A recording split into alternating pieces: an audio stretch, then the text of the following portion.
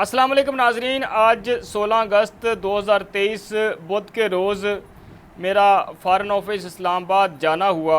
वहाँ पर जो सूरत हाल मैंने देखी वो आप नाजरीन अपनी स्क्रीन पर देख सकते हैं।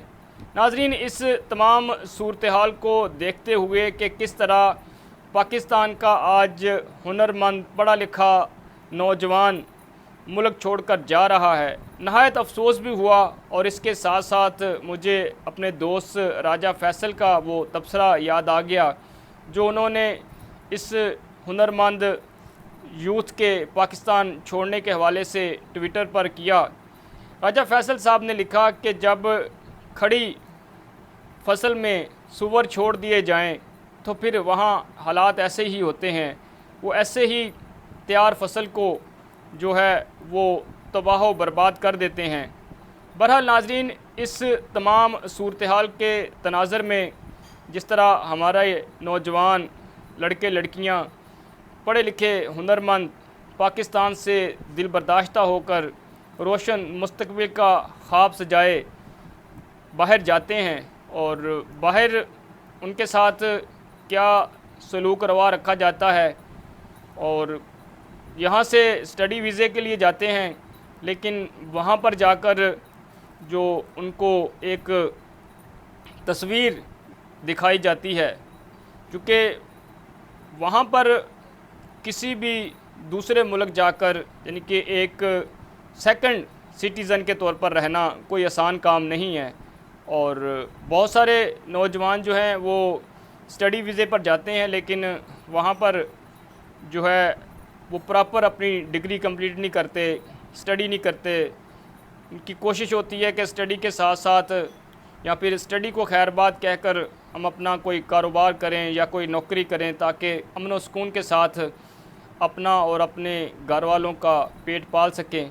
बहरहाल नाजरीन, ये जो लाखों रुपए ख़र्च करके नौजवान लड़के लड़कियां बाहर जा रहे हैं, ये पाकिस्तान में भी कोई अपना छोटा बिज़नेस जो है वो इस्टेब्लिश कर सकते हैं। लेकिन चूँकि यहाँ पर माहौल इस तरह का है, सूरत हाल इस तरह की है कि लोग यहाँ पर इन्वेस्टमेंट करना जो है वो मुनासिब नहीं समझते। क्योंकि अगर आप ये जो घर में वाइपर लगाते हैं, वाइपर की कोई फैक्ट्री ही लगा लें 25-30 लाख रुपए में, तो इससे भी अच्छी खासी इनकम, क्योंकि और भी बहुत सारे काम हैं। लेकिन चूँकि यहाँ पर जो हमारी बिज़नेसमैन कम्युनिटी है, जो हमारे पॉलिटिशियन हैं, उनकी अगर हालत ज़ार देखी जाए तो उनकी भी ये कोशिश होती है कि वो अपने कारोबार को तहफ़्फ़ुज़ फराहम करने के लिए मीडिया का शेल्टर हासिल करें या फिर अपने बच्चों को ब्यूरोक्रेसी की तरफ लेकर जाएं या फिर ख़ुद जो है वो मुंतखब होकर पार्लियामेंट में आएँ, ताकि जिस इलाके में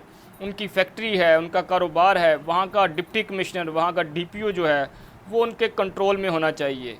यानी कि आप यहाँ पर जो हमारे यहाँ बदकिस्मती से जो कारोबारी हज़रात के लिए रुकावटें खड़ी की जाती हैं, वो भी नहायत अफसोसनाक है कि आप असर वसूक के बग़ैर जो है वो अपना काम जो है मेरिट पर नहीं करवा सकते।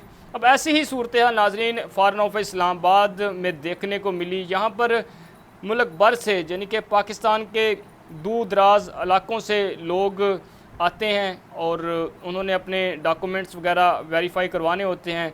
क्योंकि यहाँ पर जब कोई भी शहरी पहुँचता है तो सबसे पहले पोस्ट ऑफिस जो है, जो कि 8 बजे के करीब ओपन होता है, वहाँ से 10-20 रुपए की यानी कि अपने डॉक्यूमेंट्स के हिसाब से वो वहाँ से टिकट्स लेना होती है। और पोस्ट ऑफिस के बाहर भी एक लंबी लाइन लगी होती है और फ़ॉरेन ऑफिस से, जिनके पोस्ट ऑफिस से टिकट हासिल करने के बाद आपको ये फ़ॉरेन ऑफिस का जो सर्टिफिकेट वगैरह यहाँ पे तस्दीक होते हैं, वहाँ पर एक दूसरी लाइन में घंटों खड़ा होना पड़ता है। जब 9 बजे के करीब ये दफ्तर खुलता है, उसके बाद जो लाइन पहले से बनी होती है, यानी कि अली सुबह अगर देखें तो तकरीबन लोग जो हैं वो उस लाइन में खड़े होते हैं और अपनी बारी का इंतज़ार करते हैं। उसके बाद नाजरीन जो 1 बाय 1 लोगों को अंदर भेजा जाता है, वहाँ पर आप जाकर एक फॉर्म फिल करते हैं। फॉर्म के अंदर उस पूरे परफॉर्मे में जो है वो आप तमाम सर्टिफिकेट्स की, डॉक्यूमेंट्स की तफसीलात लिखते हैं कि इतने सर्टिफिकेट्स हैं और फ़लाँ फ़लाँ सर्टिफिकेट्स हैं जो हमने तस्दीक करवाना है। उसके बाद नाज़रीन आपको दूसरे अपनी जो टोकन आपके पास होता है और आप अपनी बारी का इंतज़ार करते हैं। उसके बाद मुतलका जो कंसर्न ऑफ़िसर है उसके पास जाते हैं, वो अपने आपके डॉक्यूमेंट्स जो है वो उसकी जांच पड़ताल करता है। जांच पड़ताल करने के बाद आपके डॉक्यूमेंट्स जो हैं जिन पर एतराज़ात होते हैं वो आपको वापस कर दिए जाते हैं और दूसरे दीगर जो आपके डॉक्यूमेंट्स हैं वो जमा कर लिए जाते हैं और आपको 2-3 घंटे का टाइम दिया जाता है कि आप इतनी देर बाद जो हैं वो आकर अपने डॉक्यूमेंट्स जो हैं वो काउंटर नंबर इनके 10 से कलेक्ट कर लें। वहाँ पर बाहर लोग इंतज़ार करते हैं। वहाँ पर शुक्र है कि फ़ॉरेन ऑफिस की जानिब से प्रॉपर पंखों का इंतज़ाम किया गया है। ख़वातीन की नाज़रीन वहाँ पर बहुत बड़ी तादाद देखने को मिली जो कि जिनके ख़ास तौर पर ऐसे वालदैन, बूढ़े वालदैन जिन्होंने अपने बच्चों के जो डॉक्यूमेंट्स वगैरह ख़ास तौर एफ़िडेविट जो है वो तस्दीक करवाना है और एफ़िडेविट जो है वो कि हम अपने बच्चे के अखराजात करेंगे और ये हमारी बैंक स्टेटमेंट है। तो इस एफ़िडेविट की तस्दीक के लिए जो है वो पब्लिक को बहुत सारे पापड़ बेलना पड़ते हैं। फॉर एग्ज़ाम्पल नाज़रीन कि जो एफ़िडेविट दे रहा है उसका साथ होना, उस वालिद का, वालदा का साथ होना नहायत ज़रूरी है।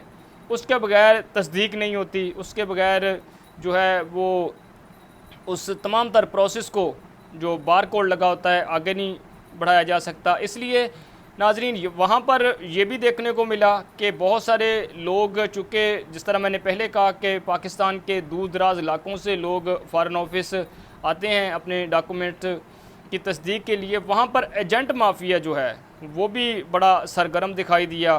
फॉर एग्ज़ाम्पल एक वहाँ पर नौजवान था, उसके ऊपर जो डॉक्यूमेंट पर जो एलिगेशन लगाए गए उन्होंने रिजेक्ट किया उसको कि आप इस पर फ़र्स्ट क्लास मजिस्ट्रेट के तस्दीक और नाम के साथ मुहर लगा कर लाएँ। वहाँ पर लोग खड़े हैं, चूँकि मैं वहाँ पर मुझे तो कोई जानता नहीं था, वैसे भी मुझे कोई नहीं जानता, और मैंने वहाँ पर काफ़ी एजेंटों के साथ गपशप की और उनसे पूछा कि अगर फ़र्स्ट क्लास मजिस्ट्रेट की बाई नेम स्टैंप लगवाना हो तो कितने पैसे दरकार हैं।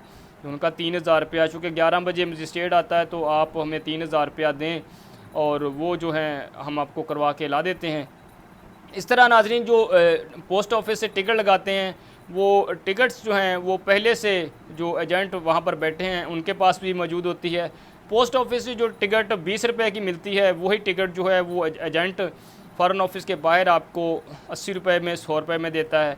इसी तरह नाज़रीन जो बॉल पॉइंट है, एक लिखने वाला पेन है, वो आपको वहाँ से 50 रुपये में मिलेगा, जबकि मार्केट में वो 20-30 रुपये में अवेलेबल है।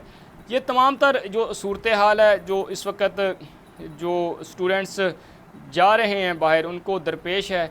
इस वीडियो का मकसद जो है वो उन लोगों के लिए थोड़ी सी मालूमात भी फ़राहम करना उनको मकसूद है कि जब आप इस्लामाबाद आएँ तो आप फ़ॉरेन ऑफिस जो है वो अली सुबह पहुँचें और वहाँ पर जो प्रॉपर जो प्रोसेस है उसको फॉलो करें। इन एजेंट माफिया के हाथों ब्लैकमेल ना हो। बाद लोग डॉक्यूमेंट्स लेकर गायब हो जाते हैं और पोस्ट ऑफिस से टिकट के बाद नाजरीन कोई इतना डिफ़िकल्ट नहीं है, प्रोसेस बड़ा इजी है। लेकिन यहाँ पर दूसरा जो हमारे यहाँ सिस्टम है कि सिफारिश, अब सिफारशी जो कल्चर है वो भी हमारे यहाँ सिस्टम को कह लें या इस पूरे जो निज़ाम है हमारा अटेस्टेशन का, कहीं भी आप चले जाएं नाजरीन, सिफारशी सिस्टम ने भी हमारे यहाँ निज़ाम को जो है वो नहायत ही गलीज़ कर दिया है। अब वहाँ पर मैंने देखा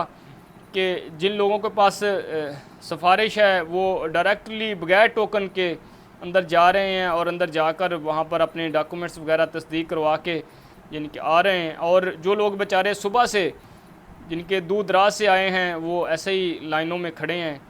और इस सिफारशी कल्चर को भी मेरे ख़्याल में ख़त्म करना चाहिए। वहाँ पर कैमरे लगे हैं और इस पर प्रॉपर जो फ़ॉरेन ऑफिस है उनको चेक एंड बैलेंस रखना चाहिए कि कौन है जो किसी को जो है बाईपास करके यहाँ पर पहुँचा है, और लाइन की खिलाफ वर्जी नहीं होनी चाहिए, किसी की हक तलफी नहीं होनी चाहिए, मतलब बात करने का ये है। तो बहरहाल एजेंट माफिया जो है इनके ख़िलाफ़ भी ज़रूर कार्रवाई होनी चाहिए। ये वो तमाम सूरत हाल थी नाज़रीन जिस पर मेरा ख़्याल है कि मैंने सोचा कि आपके साथ मालूमात शेयर की जाएँ, ताकि जो लोग फ़ॉरेन ऑफिस आते हैं उनके लिए ना सिर्फ ये इस वीडियो के ज़रिए आसानी पैदा हो सके, और इसके साथ साथ नाज़रीन जो पाकिस्तान से लोग छोड़कर जा रहे हैं, नौजवान तालिब इल्म तलबा, उनके लिए जो मेरी थोड़ी बहुत मालूमात है, अंडरस्टैंडिंग है कि वहाँ पर यूरोप में जो लोगों के साथ, पाकिस्तानियों के साथ सलूक रवा रखा जाता है वो भी किसी से ढका छुपा नहीं है। चूँकि अब जो है वो कनाडा और ऑस्ट्रेलिया वो पाकिस्तानी नौजवानों को जो है वो पीआर दे रहा है, यानी कि आप वहाँ पर डिग्री कंप्लीट करने के बाद जो है वो मुलाजमत कर सकते हैं। बहरहाल नाज़रीन, हम दुनिया में कहीं भी रहें, हमें कोशिश करनी चाहिए कि हम अपने प्यारे वतन पाकिस्तान के लिए बदनामी का बाहिस ना बने, हमारे किसी काम या फ़ेल से पाकिस्तान की जागरसाई ना हो। इकबाल ने नाज़रीन क्या खूब फरमाया। इकबाल के इस शेर पर आज की वीडियो का इख्तिताम करता हूँ कि चीन और अरब हमारा, हिंदुस्तान हमारा, चीन और अरब हमारा, हिंदुस्तान हमारा, मुस्लिम है हम, वतन है सारा, जान हमारा। तो बहरहाल हमें पाकिस्तान की इज़्ज़त व आबरू के लिए हरदम कोशां रहना चाहिए। मुझे अपनी दुआ में याद रखिएगा नाज़रीन। अब तक के लिए इतना ही। अल्लाह हाफ़िज़। पाकिस्तान जिंदाबाद।